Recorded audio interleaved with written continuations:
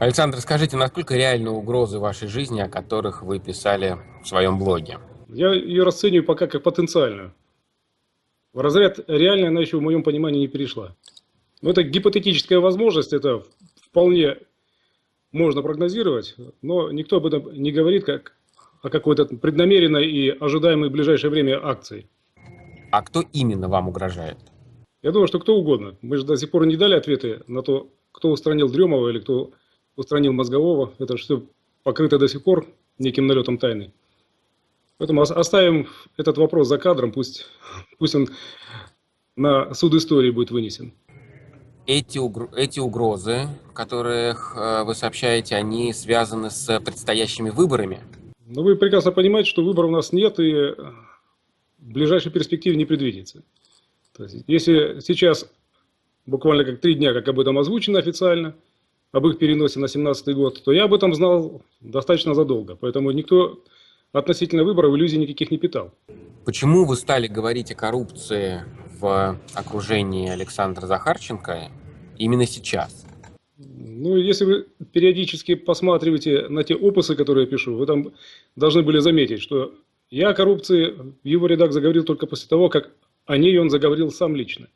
Мы говорим о болезнях роста, это понятно. Соответственно, как только мы начинаем понимать, что мы капсулируемся, что мы уходим в такую серую зону Приднестровья, мы понимаем, что все проблемы роста и болезни роста уходят вместе с нами. И там начинает либо прогрессировать, либо мы начинаем с ними бороться. То есть нужно задать тенденцию. Это цель и задача наших разговоров о коррупции. То есть если мы уходим в изолированное состояние, ну, значит, естественно, нам придется внутри себя переваривать все те проблемы, которые есть. И хотелось бы с ними справляться как-то. То есть сейчас все идет к тому, что эти территории повторят приднестровский сценарий развития. Правильно я вас понимаю? Ну, это совокупность факторов. Тимур, вы, если отследите, я об этом говорю уже очень давно. Минимум 4 месяца я об этом говорю. Я, пожалуй, первый, кто начал об этом говорить, даже не имея какой-то конкретной информации. Хотите, называйте это интуицией. А кто именно вот этот московский политтехнолог, который приезжал в Донецк и курировал работу, ну и, кроме того, был вами недоволен, то, о чем вы пишете в своем блоге? Ну, московский политтехнолог – это собирательное понятие, вы понимаете прекрасно. Ну, разумеется. Во-первых, здесь работают целые команды помощников. Мы обращаемся к этим ребятам, потому что сами испытываем дефицит такого рода узких специалистов. Поэтому конкретно это, скажем так, этот коллективный разум ничего на это не говорит. Потому что он, я думаю, пытается соответствовать тенденциям и тому тренду, в котором мы сейчас все находимся. Минск до конца не определен, не выверен, поэтому о чем тут? Ну, знаете, многим показалось, что вы адресовали свое письмо персонально Владиславу Суркову и его правой руке Алексею Чеснокову. Так ли это? Ну, по крайней мере, так многие это поняли. Вы хотите сказать, что это иносказательное открытое письмо Владиславу Суркову или Чеснокову? Я не стал бы сужать.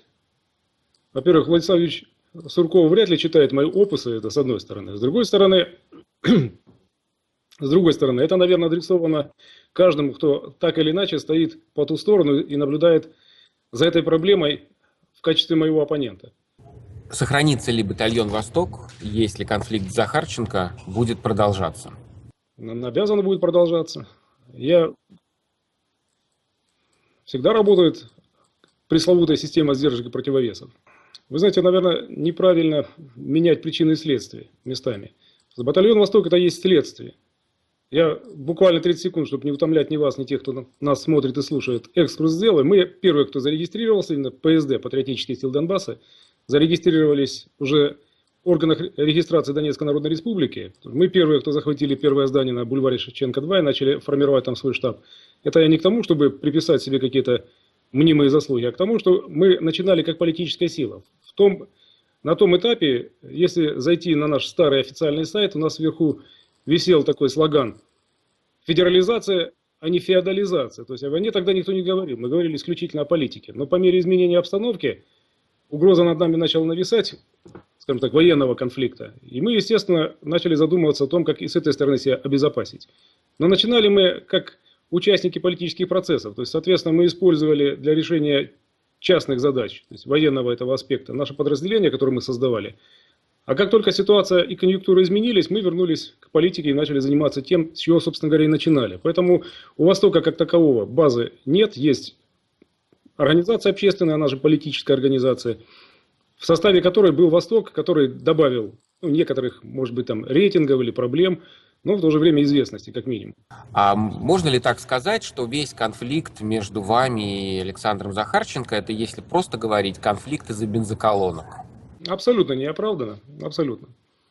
Те слова, которые я писал, они полностью соответствуют действительности. У нас нет острой заинтересованности в этом бизнесе. Мы не представлены. У нас есть, чтобы вы понимали, есть один поставщик центральный, есть 4 местных трейдера, которые занимаются поставками, оптовыми поставками ГСМ. Мы не являемся ни одним из 4. То есть, соответственно, мы в рынке не участвуем. Вот эти несчастные бензоколонки, те цифры, которые я там изложил, они абсолютно достоверны, они проверяемые, то есть они болтаются на уровне нулевой рентабельности. И они для нас уже сейчас, наверное, больше обуза, потому что, во-первых, они шлейф за собой тянут отжатых бензоколонок. Понимаете, о чем я говорю. С другой стороны, там нужно содержать трудовые коллективы, нужно уже теперь заботиться о поддержании этого бизнеса как такового. Ну, чтобы, может, остаться в сегменте, ну и чтобы, конечно, поддержать тех людей, которые сейчас просто там работают. Не более того. Поверьте, это абсолютно без лукавства. Александр, ну смотрите, если Россия блокирует ваши территории, как вы говорите, даже окно не прорубает, и вы были невъездным в Россию, то, может быть, просто вас подталкивают к тому, чтобы эти территории все-таки вернулись под контроль Украины? Вы понимаете, я употребил такое сравнение или аналогию, что мы стали достаточно пластичным материалом. Это как раз очень хорошо коррелируется с тем, что вы говорите. То есть куда-либо подталкивать, как-то нас форматировать, это все делается только с тем материалом, который достаточно мягок, пластичен и прочее. Вот это функции или, скажем так, такие качества меня, по крайней мере, они абсолютно не устраивают. У нас есть определенная форма, а форма эта состоит из наших убеждений, взглядов, целей, намерений. И нам хотелось бы, чтобы эту форму учитывали и сообразно этой форме искали нам место, куда бы нас могли применить. Вот понятное дело, что с пластичным материалом работать всегда проще, удобней, путем формирования общественного мнения, переформатирования сознания. То есть, эту угрозу мы так или иначе ощущаем, когда идут игры вокруг нашей интеграции с Украиной. Но вы поймите правильно, что мы достаточно радикализованное, скажем так, звено. Я не призываю разделять нашу точку зрения, но я просто ее иллюстрирую. Я говорю о том, что мы антагонисты Украины. Соответственно, уж кому-кому, но не мне точно искать какие-то точки соприкосновения с Украиной и искать альтернативу России. Мы с Россией связаны не потому, что мы ищем там преференции, или потому что с точки зрения конформизма нам удобнее это. И в случае, если с Россией что-то не заладится, мы тут же развернемся и опять побежим к Украине. Это позиция людей, которые относятся к ситуации как к политике. А мы стоим на каких-то идеологических платформах. Это наша слабая позиция, это наше достаточно уязвимое, скажем так, положение, но оно единственное, которое у нас...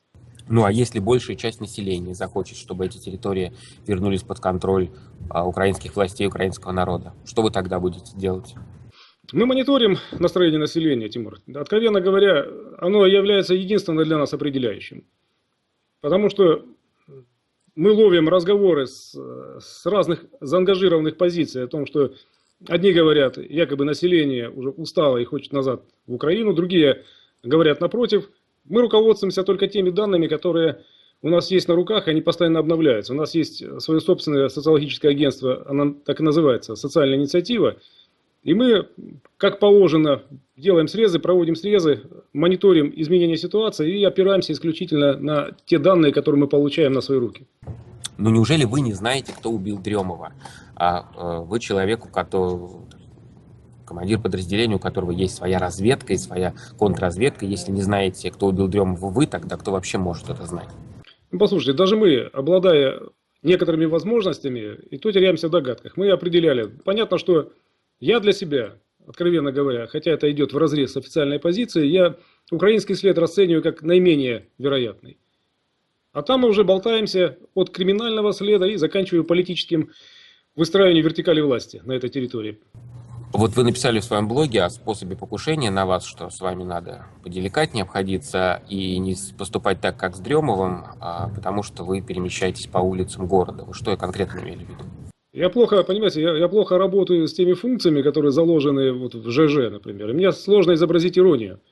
Поэтому, когда я это писал, я наверное, испытывал нечто вроде сарказма или иронии, когда я, как нормальный здоровый правоохранитель по своей сути, хоть я и достаточно радикально пророссийские элементы, как мне украинцы называют, террорист и сепаратист, но я, по сути, это правоохранитель. Естественно, для меня, скажем так, тот потенциальный вред, который я могу нанести окружающим, даже в момент такой малоприятный, он для меня достаточно важен. То есть подход к этому важен. Если воспринимать это как некий сарказм такой, ну, только так к этому надо и относиться. Потому что некоторые пишут, что я попросил, дескать, расправиться со мной более изящно и прочее. Ну, то есть неверно интерпретируют смысл как таковой. Естественно, я перемещаюсь улицами Донецка. Естественно, любой подрыв, взрыв, установление какого-нибудь направленного взрывного устройства или фугаса еще это заденет и затронет массу людей вокруг, это понятно. Поэтому я и в такой несколько ироничной форме и высказал предложение реализовать замысел, если он возникнет, более таким изящным и менее вредным для окружающих способом. А вот вы лично боитесь возможного убийства? Ну, сказать, что я боюсь покушения, даже при самом придирчивом анализе моего внутреннего состояния, я не могу. А испытывает ли Александр Захарченко страх за свою жизнь? Сложно сказать, что испытывает Саша Захарченко. Откровенно говоря, я давно не сверял с ним наше эмоциональное состояние в этом плане. Ну и вот последний вопрос, простите, может быть, не захотите на него отвечать. Я вижу, что за вашей спиной... Где вы сейчас вообще находитесь? За вашей спиной дубовые панели какие-то, похожие на кабинет в резиденции. Это где, если не секрет? Это не очень большой секрет, это мой кабинет. Просто это наследие, доставшееся от предыдущих времен. Это было административное здание, соответственно, оно выполнено в таком стиле, с таким антуражем.